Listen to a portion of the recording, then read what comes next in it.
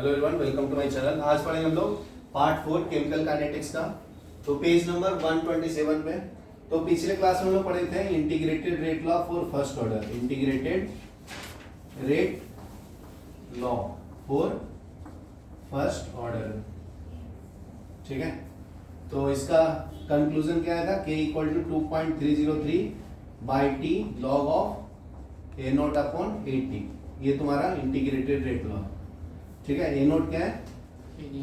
Initial concentration, initial concentration of reactant, right, of reactant at time T, time T equal to 0 पे, ठीक है। तो initial concentration हो गया ए नोट। ए टी क्या हो गया? Concentration eight time T, concentration eight time T, ठीक है। के क्या है यहाँ पे? रेट कांस्टेंट, रेट कांस्टेंट, और टी क्या है? टाइम, ठीक है। तो अभी अगर मैं हाफ लाइफ ड्रॉ करूं, इसका हाफ लाइफ निकालना है, half life of first order. तो कैसे सॉल्व करेंगे? हाफ लाइफ को हम लोग टी हाफ कर दो, ठीक है। ये कर ए नॉट को एटी को ए नॉट बाई 2 कर दो। हाँ, तो देखो ये जो टी है उसके जगह पे क्या पुट करने का? टी हाफ, ठीक है। और इनिशियल कॉन्सेंट्रेशन ए नॉट जो को ए नॉट होगा, एटी को ए नॉट बाई 2 क्या हो जाएगा? A nought by 2, A nought by 2, ठीक है। क्योंकि इनिशियली मान लीजिए 100 मोल्स लिया तो हाफ मोल्स मतलब 50 हो जाएगा ये, ठीक है। और ये क्या? Rate constant. तो ये वैल्यू यहाँ पे पुट कर दो। तो k equal to 2.303 by T half log of 2, log of A naught by A T के जगह पे क्या ए डालना नॉट है? By 2 A naught by 2। तो ए नोट से ए नोट गया, और बना ठीक लॉग है। तो 2 क्या मिलेगा? k equal to 2.303 into log of 2 by T half log of 2, ठीक है। 0.30। तो log 2 का वैल्यू 0.3 होता है ना। हां, तो k equal to 2.303 by T half into log 0.3। तो ये मल्टीप्लाई कर दो तो 0.693 ना, 0.693 बाई टी हाफ आएगा, ठीक है। फिर 693 आएगा ना। 0.693, हाँ। तो यहाँ पे पॉइंट डाल दो, ठीक है। तो टी हाफ का फॉर्मूला क्या मिला? 0.693 बाई के। तो देखो मैं स्टार्टिंग बोला था रेट कांस्टेंट का यूनिट क्या होता है? के का। तो यहाँ से सेकंड इनवर्स आ जाता है, ठीक है। फर्स्ट ऑर्डर रिएक्शन है, फर्स्ट ऑर्डर रिएक्शन ही प्रूव करना है। फर्स्ट ऑर्डर रिएक्शन, हां। चलो लिख लो फटाफट। तो देखो इसको बोलते हैं graphical representation of first order. Graphical representation of first order, ठीक है। तो देखो फर्स्ट इक्वेशन क्या है? डिफरेंशियल इक्वेशन बोलते हैं ना उसको, differential equation of first order, equation of first order, ठीक है। तो इसको शॉर्ट फॉर्म में कैसे बोलेंगे? DE differential equation, right. तो डिफरेंशियल इक्वेशन क्या है? Minus D A upon D T equal to k A, बराबर है। ये तुम्हारा डिफरेंशियल इक्वेशन। तो ध्यान से देखो, हाँ। तो इसको मैं r बोलता हूँ, तो r इक्वल टू क्या मिला? k इंटू ए, बराबर है। तो इसको अगर मैं इक्वेट करूं स्ट्रेट लाइन से, y इक्वल टू mx से, यहाँ पे c कुछ नहीं है तो c क्या है यहाँ पे? 0, ओरिजिन से आएगा, ठीक है। तो ये इक्वेशन ऑफ लाइंस कैसे पास होगा? ओरिजिन से पास होता है। तो स्ट्रेट लाइन दिख रहा है तुम्हें? हां। तो इसका स्लोप कंपेयर करो तो y एक्सिस पे क्या है? r, r मतलब रेट ऑफ रिएक्शन। स्लोप क्या है? k। तो k क्या है? Rate constant. लिख लो r क्या है? रेट ऑफ रिएक्शन, ठीक है। m क्या है? स्लोप। तो यहाँ पे स्लोप किसके बराबर है? k के बराबर। k क्या है? Rate constant. ये तुम्हारा क्या है? रेट कांस्टेंट, ठीक है। c क्या है? इंटरसेप्ट, ठीक है। तो ये c इक्वल टू क्या हो गया? मिल गया तुम्हें 0, यार समझा। तो y x एक्सिस पे क्या आएगा? Concentration of reactant. तो ऐसे पूरा ग्राफ ड्रॉ करना, ठीक है। तो अभी देखो कंफ्यूज कैसे करेगा, तुम्हें दे देगा मान लीजिए 5.9 raise to minus 7 equal to 2.35 10 raise to 5 into 0.6 raise to 1, इसका ग्राफ ड्रॉ करो। क्या होगा ग्राफ? इजी यही होगा। ठीक है, तो कुछ भी देगा तो ग्राफ क्या होगा? इसको ऐसे जनरल इक्वेशन लिखने का, क्या लिखने का? y इक्वल टू mx, तो इसका ग्राफ कैसे आएगा? यही आएगा ना। स्ट्रेट आएगा। अगर मैं बोल दूंगा कि y इक्वल टू मान लो 5x है, तो इसका ग्राफ कैसे आएगा? सबका ग्राफ कैसे आएगा? Straight line. तो ये सब कंफ्यूजन करने की होता। मान लो मैं पूछ दिया कि y equal to under root of 79 of x, तो ग्राफ कैसे होगा? वैसे ही।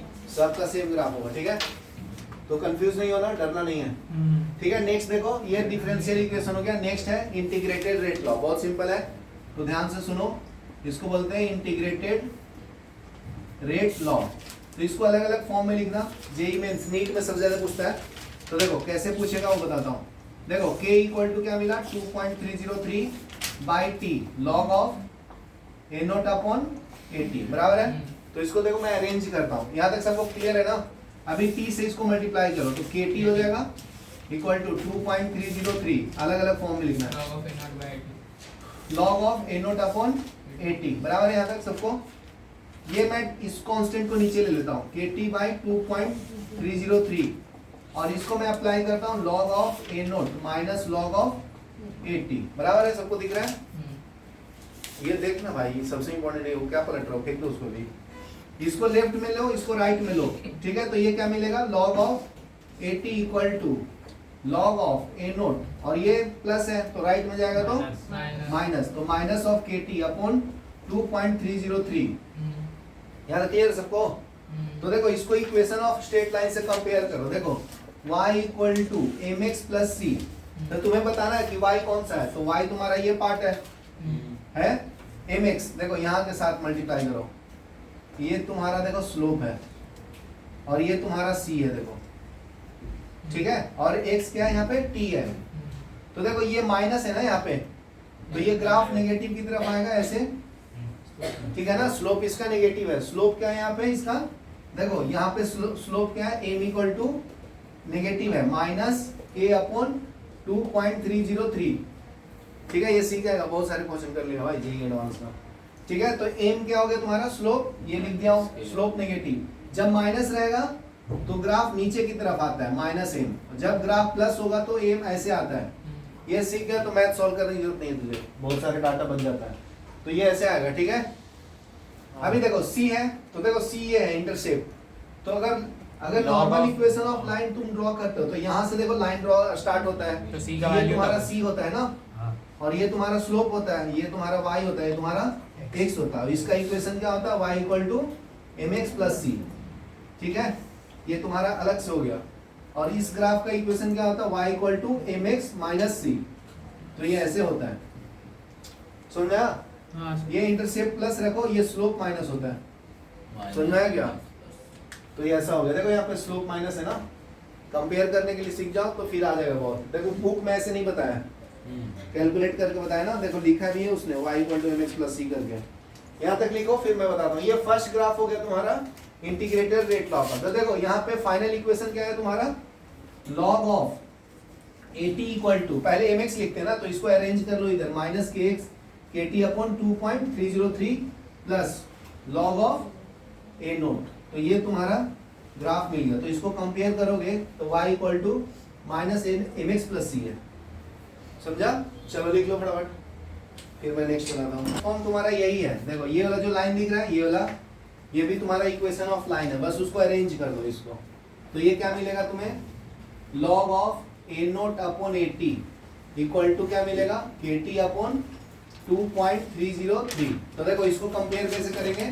y equal to M X से। ठीक है, तो y एक्सिस पे क्या रहेगा तुम्हारा पार्ट? ये पूरा, और ये तुम्हारा स्लोप हो गया ये वाला। ठीक है, इसको x को इधर लिख देता हूँ, और t तुम्हारा क्या हो गया? x। तो y इक्वल टू क्या मिला? Log of A note upon A T. ठीक है, k इक्वल टू क्या है? m, स्लोप है ना, तो ये k इक्वल k by 2.303 equal to m आ गया, और x equal to t।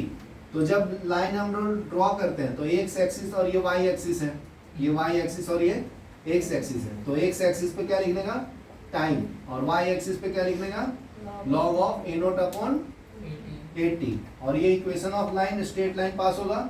Compare किया तो देखो y equal to mx plus C, direct है ना, c तो है नहीं, तो पासिंग थ्रू ओरिजिन होगा, ठीक है। तो इसका स्लोप का वैल्यू क्या है, k अपॉन 2.303, ठीक है। तो 2-3 ही ग्राफ आता है, देखो सिंपल है ना। एक बार स्लोप पॉजिटिव है तो ऐसे आएगा, स्लोप नेगेटिव है तो ऐसे आएगा बस, और इंटरसेप्ट रहेगा तो यहाँ से स्टार्ट होगा, ठीक है। यही तीनों ग्राफ खाली आता है बस, खाली तुम्हें घुमाएगा अलग अलग फॉर्म में। हो गया यहाँ तक, ठीक है। नेक्स्ट देखो,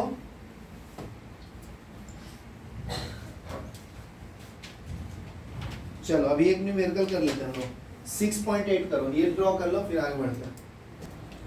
चलो देखो 6.8 न्यूमेरिकल देखो क्या बोलता है, half life of first order reaction is, तो हाफ लाइफ मतलब उसको रिप्रेजेंट कैसे करते हैं, टी हाफ से। जैसे x1 को x2 half, x1 x2 represent करते हैं ना, तो ये तुम्हारा हाफ नहीं है, मतलब इसके साथ मल्टीप्लाई नहीं है। जैसे वेरिएबल x1 x2 रिप्रेजेंट करते हैं ना, तो उसी तरह से ये टाइम का वेरिएबल है, ठीक है। तो इसको टी हाफ बोलते हैं। तो ये तुम्हारा दिया है 990 सेकेंड, ठीक है। तो टी हाफ दिया, उससे क्या निकाल सकते हैं हम लोग, के निकाल सकते हैं, रेट कांस्टेंट। तो टी हाफ का फॉर्मूला क्या होता है, 0.693 बाई के। तो ये वैल्यू पता है तो क्या के पता चल जाएगा। तो के इक्वल टू 0.693 अपॉन 990 ना, 0.693 बाई नीचे क्या आता है, टी हाफ। ये वाला नीचे ले लिया, इसको इधर भेज दिया, ठीक है। यहाँ तक क्लियर है सबको।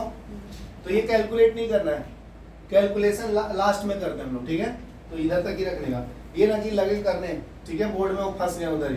तो इधर तक करके रखना है, खाली लास्ट में कैलकुलेशन करते हैं। ये टेक्निक याद रखो, फिजिक्स केमिस्ट्री मैथ सब में अप्लाई करना, ठीक है। क्योंकि बहुत सारे जब डाटा होता है ना वो कट जाता है, कैंसिल हो जाता है, इसलिए स्टार्टिंग में कैंसिल नहीं करने का। यहाँ तक हो गया सबको। नेक्स्ट देखो, if the initial concentration of reactant is, मतलब ए नोट का वैल्यू दिया कितना है, 0.08, ठीक है, मोल पर डेसीमीटर क्यूब, ठीक है। व्हाट कॉन्सेंट्रेशन वुड, मतलब 80 का वैल्यू निकालना है। कॉन्सेंट्रेशन क्या होगा जब टाइम का वैल्यू 35 मिनट्स दिया है। तो यहाँ पे ध्यान दो, यहाँ पे तुम्हारा टी हाफ किस फॉर्म में दिया था, सेकंड में। तो इसको सेकंड में कर लो या इसको मिनट में कर लो, ठीक है। तो इसको सेकंड में कर लेता हूँ, तो 35 इंटू 60 से मल्टीप्लाई कर लो, ठीक है। अभी भी मल्टीप्लाई नहीं करने का, इधर छोड़ देने का खाली। यहाँ तक समझा सबको। तो अभी इंटीग्रेटेड रेट लॉ का फॉर्मूला यूज करो। यशपाल क्या है formula, k equal to 2.303 by T log of a0 by 80। ये फॉर्मूला याद करेगा तो 3 मार्क मिल जाएगा भाई, ना सिंपल है, ठीक है। तो अभी देखो जो वैल्यू दिया है वो डाल दो। k का वैल्यू क्या है, 0.693 अपॉन 990। देखो कैलकुलेशन नहीं किया हूं मैं, 2.303 बाई टी। टी का वैल्यू पता है 35 into 60 log of A note का वैल्यू पता है 0.08 बाई 80 ना, निकालना है, बराबर है। तो देखो कैलकुलेशन देखने में टफ लग रहा है, मैं देखो इजी करके बताता हूँ। जब प्रूफ किया था, प्रूफ, तो देखो 2.303 आया था और यहाँ पे log 2 आया था ना, ठीक है। फिर इसको क्या लिखा था मैं, 2.303 इंटू 0.3। तो ये कैलकुलेट करके कितना आता है, 0.693 आता है। तो 0.693 को मैं क्या ये लिख सकता हूँ क्या, ध्यान का तेरा, 0.693 को ये लिख सकता हूँ क्या।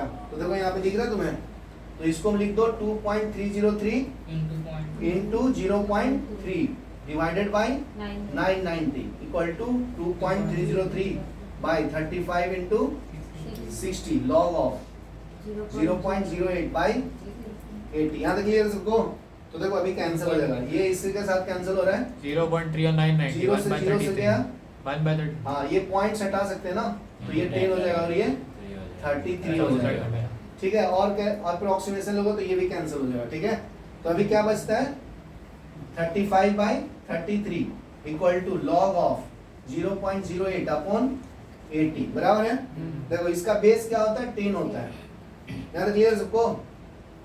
तो ये 10 raise to 35 by 33 equal to 0.08 by 80 आएगा, आएगा ना।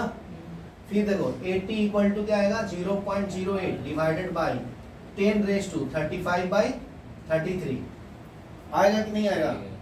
तो आंसर देखो लगभग उसी के बराबर है, थोड़ा सा कम आएगा। ठीक है, तो ये कैलकुलेट कर लो तो आंसर आ जाएगा। यहाँ तक भी लिखोगे ना तो चलेगा, ठीक है। खाली यहाँ पे ये कैलकुलेट नहीं कर पाओगे तो हाफ मार्क जाएगा, ठीक है। तो यहाँ तक कर लोगे ना। अभी तुम लोग लॉग बुक देखने आते हैं तो वो करके ये कैलकुलेट कर लेना, ठीक है। तो यहाँ तक समझाना कैसे करते हैं, चलो लिख लो। तो ये आता है 0.0184, ठीक है। चलो लिख लो। तो कैलकुलेशन लास्ट में करना, मैथ्स फिजिक्स केमिस्ट्री कुछ भी रहे। तुमको भी बोल रहा हूँ, हंस क्यों रही है? क्या देखो यहाँ पॉइंट सेट आया था तो यहाँ पे 10 था ना, तो ये 0 यहाँ पे रह गया, ठीक है। तो ये 330 होगा, तो अब जाके ये वैल्यू आता है। अभी बराबर है ना, ठीक है, करेक्ट कर लो। अभी नेक्स्ट 6.9 करो। उधर भी 10⁻35/330। हाँ 6.9 देखो अभी पेज नंबर 129 पे पहुंचे हम लोग। तो देखो 6.9 में क्या होता है, in first order reaction 60% of reactant. तो देखो इसमें कैसे घुमाएगा, मान लो ये एक रिएक्शन है, रिएक्टेंट ए से पी बना रहा है, ठीक है, रिएक्टेंट से प्रोडक्ट बना रहा है। In first order reaction 60% of reactant decompose in 45 minutes, ठीक है। तो मान लो स्टार्टिंग में मैं 100 लेता हूँ तो ये दोनों जीरो बनेगा ना, ये जीरो बनेगा एट टाइम इक्वल टू 0, ठीक है। तो ये अगर मान लीजिए टाइम का वैल्यू हो गया 45 मिनट्स, ठीक है। तो इस टाइम इसका वैल्यू कितना होता है, 60% ये रिएक्ट कर जाता है, डिकम्पोज, मतलब 100 माइनस 60, तो बचेगा कितना 40। तो 80 का वैल्यू कितना है तुम्हारा 40, और ए नोट का वैल्यू कितना है 100। तो ये 100 तो लिखा नहीं था, मैं कैसे लिया 100, क्योंकि उसने हिंट दिया था ना 60% रिएक्ट हो गया, इसका मतलब स्टार्टिंग में 100 होगा, तभी ना 60% रिएक्ट हो गया। तो तुम्हें ये पता चल गया। तो अभी क्या निकालना है, हाफ लाइफ। तो बहुत सिंपल है, हाफ लाइफ इक्वल टू क्या होता है 0.693/k। तो देखो ये तो पता नहीं और ये भी नहीं पता, दोनों अननोन है। तो क्या करेंगे, अभी इंटीग्रेटेड रेट लॉ यूज करेंगे, क्योंकि ए नोट पता है और 80 पता है और टाइम भी पता है। तो इंटीग्रेटेड रेट लॉ क्या होता है, k equal to 2.303/t log of A note upon 80 बराबर है। तो 2.303 इसको मिनट में रखो, देखो यहाँ पे सेकंड कहीं बात नहीं किया तो मिनट में ही रख सकता हूँ। तो 45 log ऑफ ए नोट का वैल्यू क्या डालूं 100, यहाँ ध्यान दें 100 माइनस 80 का वैल्यू कितना है 40, तो इससे कैंसिल होगा, ये 2, ये कितना होगा 5। तो देखो 2.303/45 log of 5 minus log of 2, ऐसे लिख सकता हूँ क्या? तो देखो तुम लोगों ने ट्रिक्स बनाया था बहुत सिंपल कि log 1 क्या होता है 0, log 2 क्या होता है 0.3, log 3 कितना होता है 4, log 4 कितना होता है 0.5 के करीब लगभग, ठीक है। log 5 कितना होगा 0.6, तो यहीं तक चाहिए ना मुझे। 6 कितना होगा, log 2 into 3 कर सकते हैं, तो 0.7 के बराबर, ठीक है। तो इधर वैल्यू डाल दो 2.303/45 इंटू log 5 का वैल्यू कितना है 0.6 माइनस 0.3, तो आंसर कितना आएगा 2। कैलकुलेट नहीं करने का इसको, 2.303/45 log ऑफ, log नहीं ना, हट गया, तो ये 0.3। तो देखो मैं कैलकुलेशन नहीं किया हूँ, कहीं नहीं किया हूँ ना। अभी ये वैल्यू के का यहाँ डालना है, समझा? तो ये क्या है तुम्हारा 0.693 को और क्या लिख सकता हूँ मैं 2.303 इंटू 0.3 डिवाइडेड बाई के का वैल्यू क्या है 2.303 इंटू 0.3 बराबर है अपॉन 45 ऊपर रखना है। हाँ रख रहा हूँ ना। अभी कैंसिल हो गया क्या सब? तो आंसर क्या आया d हाफ इक्वल टू 45। तो चेक करो आंसर क्या है, लगभग 34 है ना, 34 थोड़ा सा कम आएगा क्योंकि मैं थोड़ा अप्रोक्सीमेशन किया हूं ना यहाँ पे। 45 क्या है? हाँ तो मैं यहाँ पे अप्रोक्सीमेशन करती हूँ log 5 और log 2 का वैल्यू। एग्जैक्ट तुम करो निकालोगे ना तो ये थोड़ा सा ज्यादा आता है वैल्यू, इसलिए ठीक है। ये वैल्यू तुम्हारा आएगा 0.45 के करीब, देख सकते हो, गूगल कर ले। तो कुछ भी आएगा वो नीचे लिख देंगे ना अप्रोक्सीमेट। हाँ यहाँ पे log 5 को 0.698 है ना, तो 0.7 ले लेता हूँ। सर मैथ्स 1 कब पढ़ाओगे? इसके बाद मैथ्स पढ़ेंगे। तो अभी देखो integrated rate law for first order in the ये प्रेशर फॉर्म में, ठीक है। तो देखो अभी मैं कंसंट्रेशन नहीं लूंगा, क्या लूंगा अभी गैस लूंगा। तो ये गैस है और प्रोडक्ट B बना रहा है प्लस C बना रहा है, ठीक है। तो इसका QP कैसे लिखते हैं, रिएक्शन कांस्टेंट कैसे लिखते हैं, partial pressure of B into partial pressure of C divided by partial pressure of A, ऐसे लिखते हैं, इक्विलिब्रियम में पढ़े थे हम लोग। हाँ। ठीक है, तो देखो ये रिलेटेड होता है कैसे, PV इक्वल टू nRT हम लोग पढ़े हैं। हाँ। ये कौन सा इक्वेशन है, आइडियल आइडियल गैस इक्वेशन है, आइडियल गैस इक्वेशन। तो प्रेशर और कॉन्सेंट्रेशन रिलेटेड होता है, कैसे होता है वो देखो, P इक्वल टू क्या मिलेगा, N/V/RT बराबर है। तो मोल्स अपन वॉल्यूम को क्या बोलते हैं, कॉन्सेंट्रेशन बोलते हैं। हाँ। तो देख सकते हो प्रेशर कॉन्सेंट्रेशन के साथ रिलेटेड है ना, तो अगर प्रेशर बढ़ाओगे तो कॉन्सेंट्रेशन भी बढ़ेगा। R और T क्या है, कांस्टेंट है। R क्या है, गैस कांस्टेंट है, और T क्या है, टेम्परेचर है। समझ में आया क्या? चलो देखो भी, जब टाइम 0 है तो इसका इनिशियल कॉन्सेंट्रेशन क्या है, PI at T equal to 0। इसको क्या बोलेंगे, इनिशियल पार्शियल प्रेशर। यहां तक क्लियर है तुमको?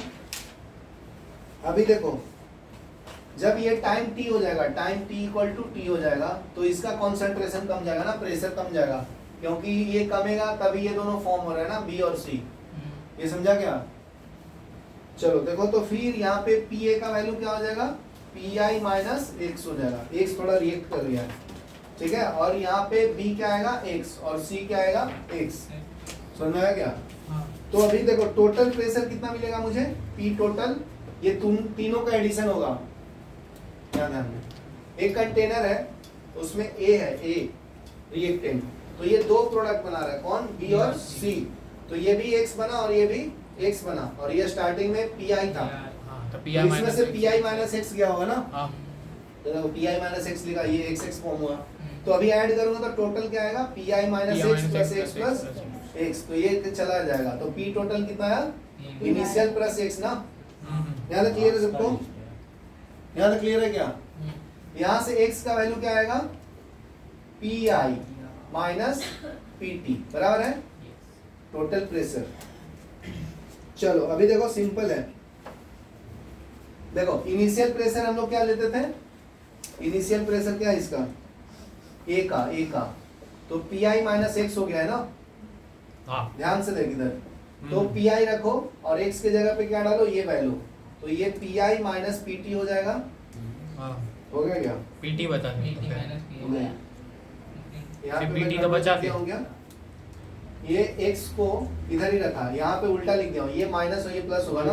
हाँ। ध्यान से देख, हाँ। बराबर ना, PT माइनस PI होगा ना, तो यहाँ पे डालेंगे तो उल्टा आएगा ना, ये हाँ। माइनस और ये प्लस होगा। अभी ये माइनस माइनस प्लस हो गया, तो 2PI माइनस PT आएगा। यहाँ तक समझा सबको? चलो, तो अभी वैल्यू डाल देंगे, इंटीग्रेटेड रेट लॉ का क्या था, 2.303 log of A0 upon AT। तो K इक्वल टू, यहाँ पे T है ना, 2.303 बाई T। तो देखो ये दोनों कॉन्सेंट्रेशन के फॉर्म में था, तो अभी पार्शियल प्रेशर के फॉर्म में लिखना है। तो P इनिशियल प्रेशर क्या हो जाएगा तुम्हारा, PI, और PT क्या हो जाएगा, AT के जगह पे क्या लिखेंगे, 2PI माइनस PT। तो ये फॉर्मूला बन जाएगा log of PI divided by 2PI minus PT। तो देखो मैं कन्वर्ट कर दिया ना पार्शियल प्रेशर में इक्वेशन को, इंटीग्रेटेड रेट लॉ को। तो ये लिख लो, ये प्रूफ था, और इसका इक्वेशन आएगा जेई नीट में। तो देखो 6.10 न्यूमेरिकल वही है। ना। 10 देखो, from data where obtain the first order decomposition. ठीक है, तो SO2 Cl2 है, वो डिकम्पोज होकर क्या बनाता है, SO2 प्लस Cl2।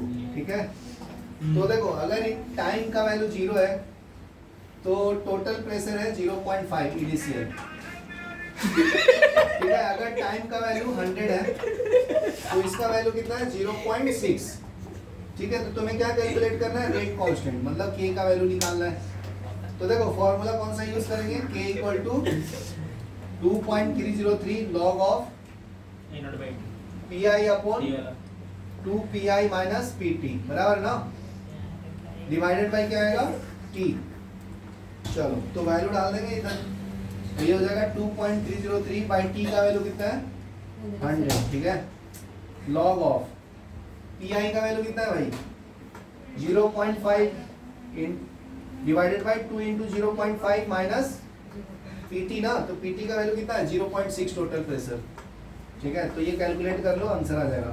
तो ये हो जाएगा देखो 2.303 by 100 log of 0.5 divided by 1 minus 0.6, तो ये क्या हो जाएगा 2.303 बाय 100। ठीक है, log 5 बाय log ऑफ 4, तो log 4 माइनस log 5 कितना होता है बताओ 2.303 बाय 100, log 5 का वैल्यू कितना था 0.6 तो 0.7 माइनस 0.6 ना 0.1 के बराबर 2.303 बाय 100 into 0.1 0.1 कितना आएगा बताओ छोड़ना 0.6 माइनस 0.1 ही हो 0.03